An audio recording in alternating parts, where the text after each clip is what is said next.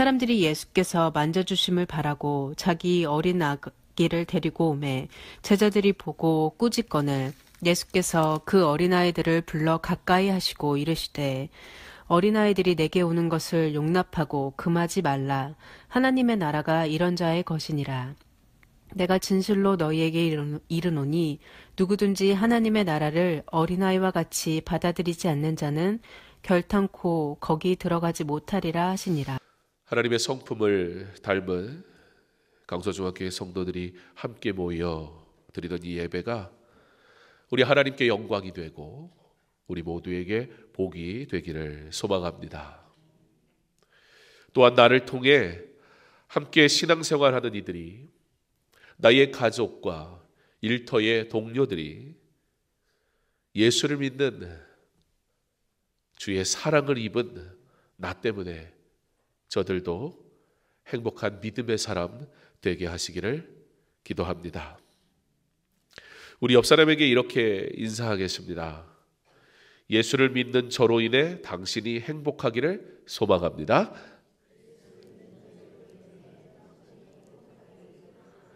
한 번 더 할까요? 예수를 믿는 저로 인해 당신이 행복하기를 소망합니다.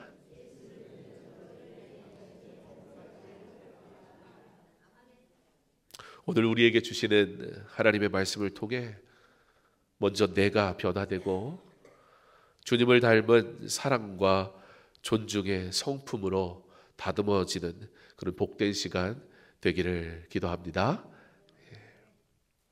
오늘 본문은 어린 아이들에 대한 이야기로 시작합니다. 어쩌면 어린이 주일이 다가와서 이 말씀을 전하는가 보다 생각하실지도 모르겠습니다. 그러나 사실 오늘 본문의 목적은 어린아이에 대한 이야기를 하는 것은 아닙니다. 그 어린아이를 우리가 믿음으로 잘 양육하자, 그런 얘기는 아니란 말입니다. 어린이 주일과도 사실은 크게 무관합니다. 사실 오늘 본문의 말씀의 핵심은 분명하게 나타나 있습니다. 오늘 본문에 반복적으로 우리에게 주어지는 중요한 메시지가 있죠. 바로 하나님의 나라입니다. 이 하나님의 나라에 대해 말씀하시는 예수님께서는 그 하나님의 나라에 대한 이야기를 하며 그 예를 들었는데 누구를 예를 드느냐? 어린 아이를 예를 들고 있는 것입니다. 그리고 조금 더 나아가 부모를 예를 들고 있습니다.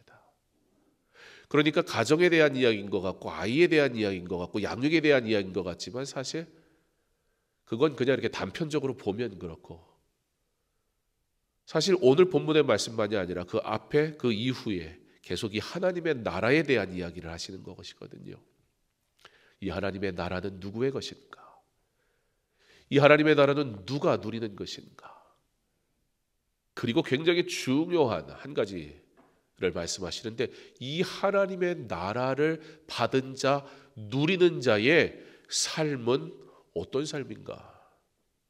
그들의 성품은 어떠한 것이어야 하는가를 오늘 본문은 우리에게 말씀하고 있습니다. 본문을 자세히 보면 어린아이보다 먼저 언급되는 이들이 있습니다. 바로 아이를 데리고 온 사람들입니다. 즉, 이 아기, 자기 아이를 데려왔다. 그럼 누구예요? 부모를 얘기하는 거겠죠. 이들은 예수님이 자기의 아기를 만져주시기를 간절히 바라고 그 어린 아기를 데리고 나온 겁니다. 우리나라도 옛날에 다 그랬지요. 아이가 태어나면 바로 호적에 올리지 않았잖아요. 신고를 하지 않았다고요. 물론 동사무소가 멀리 있어서 그런 것도 있겠죠. 그러나 또 한 가지 이유는 무엇이었어요? 이 아이가 태어는 났지만 산다는 보장이 없었거든요. 다 마찬가지이지 않았겠습니까? 당시 유아 사망률이 굉장히 높았던 때, 이렇게 아이가 태어나면 웬만하면 다 사는 시대가 된 게 불과 얼마 되지 않았어요. 생명이 태어난다 하여 반드시 살아남는다라고 사람들은 생각하지 않았다고요. 그러나 우리 이 시대는 그렇지 않지요. 그런데 동일한 이 시대를 살아가는 어느 나라의 사람들은 지금도 아이가 태어났다 해요. 당연히 산다 생각하지 않아요. 생각해 보면 우리가 기대하고 우리가 바라는 하나님의 은혜는 어떤 것들입니까?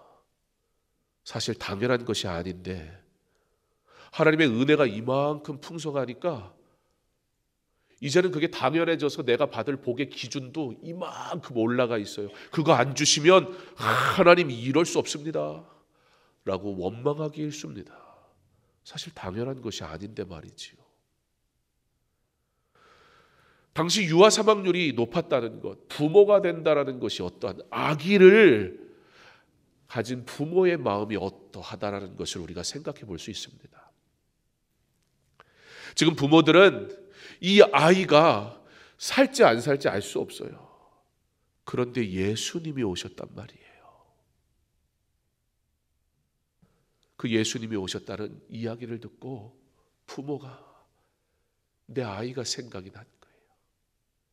이 아기의 생명이 온전하기를 바란단 말이에요. 간절한 마음으로 주님 앞에 나옵니다. 사랑하는 성도 여러분 열심 가지고 나오지 마시고 무슨 맡은 사역이 있어서 오지도 마시고 주님을 나의 주님으로 나를 만져주시고 나를 회복시키시고 나를 치료하시는 그 주님을 만나러 간절함으로 주의 전에 나오는 저와 여러분 될 수 있게 간절히 소망합니다. 여기에 무슨 자격이 필요하며 여기에 무슨 열심이 필요하며 여기에 무슨 조건이 필요합니까? 하나님 앞에 예배드리러 나와야 되는데 그 예배에 대한 온전한 모습과 자세는 없이 다른 것 들고 나오면 내일 하다 가는 거예요. 내 즐거움으로 왔다 가는 거예요. 그냥 내 할 일 하고 가는 거예요. 그러나 오늘 부모는 간절함 하나 가지고 나왔습니다. 예수님 내 아이 좀 만져주세요. 예수님이 만지시면 이 아이의 생명이 보존될 거라 난 믿습니다. 예수님 그 치료의 손으로 나를 고쳐주세요. 예수님 그 은혜의 일을 내게 허락해 주세요. 뭐가 있어서 나온 게 아니에요. 뭐 들고 온 것도 아니에요. 다른 마음 가지고 온 거 아니에요. 그러나 생명의 중간자 되시는 그 주님을 만나기를 내게 허락하신 귀한 생명을 주께서 붙드시기를 무슨 자격 가지고 온 게 아니라 간절함으로 온 거예요. 이 예배가 간절함으로 하나님 앞에 드려지는 거룩한 예배 되길 간절히 소망합니다. 오늘 본문은 아기 잘 키우자 그 얘기가 아니에요. 이 아이들이 주님 앞에 나올 때 어떻게 나오느냐, 하나님의 나라는 누가 만든 것이냐. 예수님의 만지심은 치유와 생명의 능력이 있음을 믿으시기 바랍니다. 오늘 하나님의 놀라운 회복의 은혜가 저와 여러분 가운데 나타나기를 간절히 소망합니다. 그런데 여러분, 이렇게 아기를 데리고 나왔는데 제자들이 뭐 하고 있어요?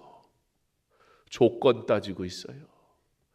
강서중앙교회에 나오려면 어떤 조건이 필요합니까? 강서중앙교회 일꾼이 되려면 어떤 조건이 필요합니까? 강서중앙교회에서 섬기려면 어떤 조건이 필요합니까? 강서중앙교회에서 인정받으려면 어떤 조건이 필요합니까? 강서중앙교회에서 그래도 조금 앞에 나와서 발언이라도 하려면 어떤 조건이 필요합니까? 이 조건이 생명을 주님께 의탁하는 간절한 마음으로 주님 앞에 나온 부모를 가로막는 벽이 되어버렸어요. 지금 제자들이 누가 예수님께 나올 자격이 있는지 자기들이 마음대로 판단하고 있단 말입니다. 이는 존중이 없는 교만한 태도였습니다. 그런 제자들을 향해 지금 예수님이 꾸짖으시는 거예요. 어린아이들이 내게 오는 것을 용납하라. 말씀드린 것처럼 본문은 어린아이, 단순히 연소한 어떤 존재에 대한 이야기를 하는 것이 아닙니다. 그러나 약한 자들, 소외된 자들, 주님 앞에 가지고 나올 만한 공로가 없는 자들, 연약한 자들, 무시당하는 사람들, 내가 주님께 나가도 될까? 스스로 그럴 만한 자격이 없어 두려워하고 고민하는 자들. 동시에 예수님은 어린아이라는 이 대상을 통해서 이 어린아이가 가지고 있는 굉장히 중요한 특징이 있는데 바로 우리에게 그것이 필요하다라고 말씀하십니다. 부모를 전적으로 신뢰하고 자신을 온전히 맡기는 모습, 그게 어린아이들이 가진 특징이다. 하나님의 통치하심을 따라 살아가기로 결단한 사람들, 그 통치하심을 인정하고 그 통치하심 속에 온전히 살아가는 자들, 그들이 누구다? 하나님의 나라를 소유한 자들이다. 바로 하나님의 백성이다. 그 이야기를 예수님 하시고 싶은 겁니다. 이처럼 하나님 나라는 스스로 높아지는 자가 아니라 겸손히 하나님의 통치를 받아들이는 자의 것입니다. 그러므로 복음은 겸손한 자의 것입니다. 겸손하면 복음이 자연스럽게 따라온다는 얘기가 아니라 참된 복음을 가진 자는 겸손할 수밖에 없다, 그 얘기입니다. 그러므로 복음을 받은 우리는 하나님의 사랑과 통치 아래 기쁘게 살아갑니다. 공로나 재능, 자랑, 그런 게 아니라 순전한 믿음과 겸손한 마음으로 나아가는 삶, 그것이 그리스도인의 삶입니다. 오늘 말씀은 그 그리스도인의 삶을 존중이라는 모습으로 표현해 주고 있습니다. 제자들의 행동처럼 우리는 때때로 복음을 들으러 나오는 이들을 막는 자가 되기도 합니다. 내 직분이나 신앙 연륜이 세상의 권력처럼 변질될 때 교만과 자기의로 복음을 가리게 됩니다. 존중이 없는 말과 행동은 복음을 방해하는 도구가 됩니다. 반대로 공평하게 베푸는 존중과 예의는 하나님의 성품을 드러내는 길이 됩니다. 초대교회, 로마교회, 이 초대교회 시절에 로마 황제가 기독교인들을 너무나 박해를 했습니다. 유언비어를 만들어서 예수 믿는 사람들을 비난하고 멸시하고 무시하고 사회적으로 왕따를 시켰습니다. 그게 로마 황제의 편지의 문헌에 그대로 남아요. 이 그리스도인들은 그러면서. 그런데 비난을 목적으로 쓴 로마 황제의 편지인데요. 그 편지 속에는 비난하는 중에 이런 글도 적혀 있습니다. 그런데 참 이상하다. 멸시할 만한, 무시할 만한 이 어리석은 인생들, 박해하는 것이 당연하다라는 그 수많은 주장을 내놓고선도 자기 스스로도 쓰지 않을 수가 없었던 거예요. 이거 공식 문서거든요. 그런데 참 이상하다. 그들은 사람을 존중하고 섬기고 배려하는 예의 있는 존재들이다. 이 시대의 세상은 성도에게 예의 있다 말합니까? 여러분이 속한 공동체에서 여러분의 말과 행동은 예의 있습니까? 이렇게 그리스도인들을 박해하던 로마는 결국 복음 앞에 무너집니다. 이 복음이 삶에서 드러났는데 어떻게 나타났냐면 존중이라는 단어로 나타났다고요. 자신들을 박해하는 그리스도인들이 그럼에도 불구하고 자신들을 존중하는 모습 앞에 무너져 버렸어요. 도대체 이 복음이 무엇인가? 듣지 않을 수가 없었어요. 이것이 바로 세상이 보게 되는 성도의 아름다운 모습입니다. 우리는 외모, 배경, 직업, 지위로 사람을 판단하지 않아야 합니다. 모든 사람을 존중하는 것이 바로 신앙생활의 기본입니다. 편견 없이 하나님의 사랑으로 모두를 품는 것이 성도의 길입니다. 제자들이 이 존중을 잃어버렸을 때 주님께 나오는 자를 오히려 가로막는 방해꾼이 돼버렸다는 사실. 그들이 예수를 사랑하지 않았습니까? 그들에게 열심이 없었습니까? 그렇지 않습니다. 그러나 주님이 존중하시는 대상을 내 기준과 내 판단으로 내 사람은, 나와 맞는 사람은 존중하는데 나와 틀린 사람은 무시하는 그런 실수를 범하고 만 거예요. 어디 아기를 데리고 예수님께 나와?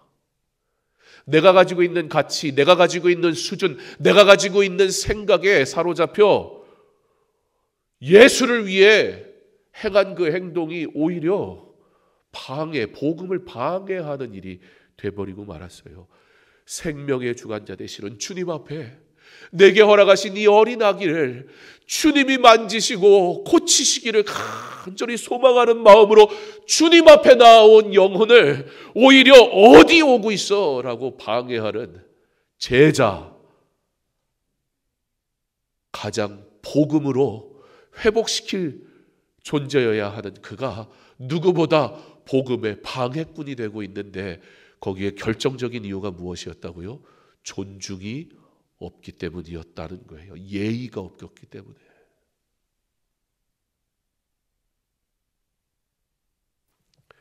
링컨 대통령이 상원 의원 시절 한 젊은 신입 하원 의원이 서툴게 연설을 했습니다. 의원이 돼가지고 저 정도밖에 말을 못해. 사람들이 비웃었습니다. 수준에 안 맞는다 이거죠. 조롱하고 어떤 사람은 야유를 하기도 했습니다. 우리도 저기 국회에 보면 막 야유하는 거 보잖아요.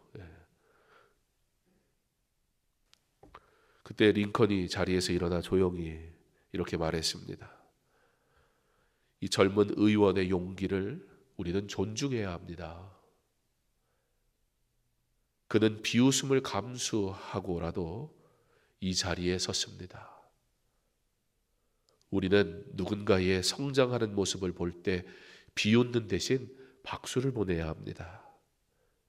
그날 이후 하원은 조금 더 따뜻한 공동체가 되었다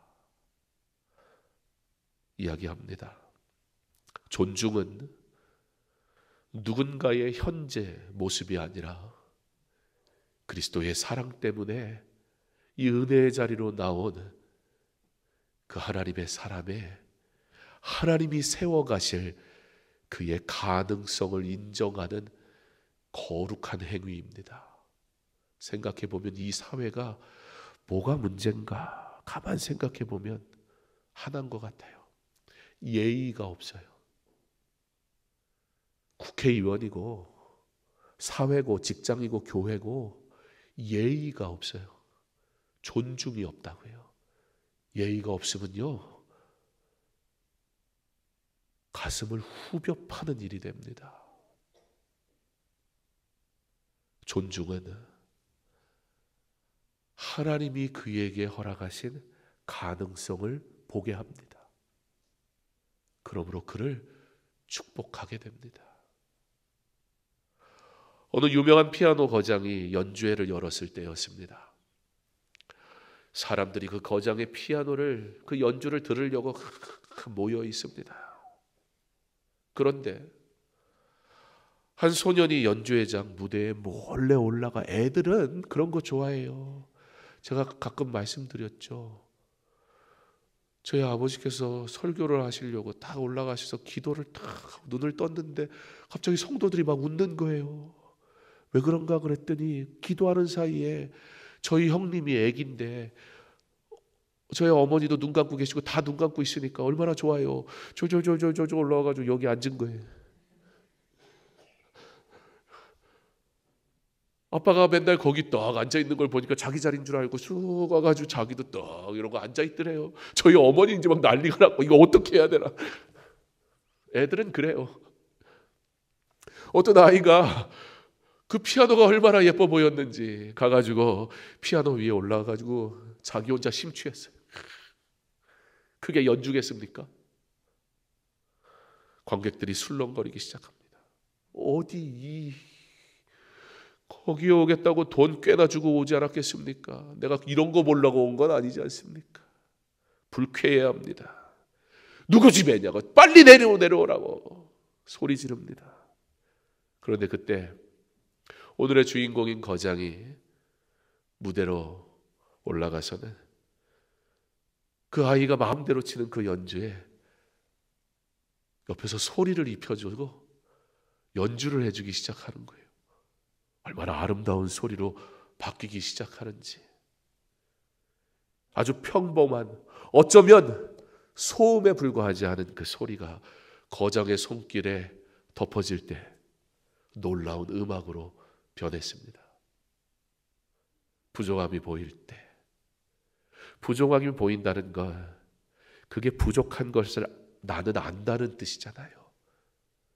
내가 조금 먼저 깨달았다면 그 어설픈 손길에 나의 손길을 얹어 부드럽게 만들면 되지 않겠습니까? 먼저 안 것이 비난하라는 뜻은 아니지 않습니까? 판단하라는 뜻도 아니지 않습니까? 연약함, 섬김에 내게 주신 은혜를 더하여서 그도 하나님의 은혜를 함께 누리게 하는 존중이 있는 저와 여러분의 삶이 되기를 간절히 소망합니다. 연주가 끝난 뒤 거장이 이렇게 말합니다. 모든 작은 손길도 존중받을 때 아름다운 하모니를 만들어낼 수 있습니다.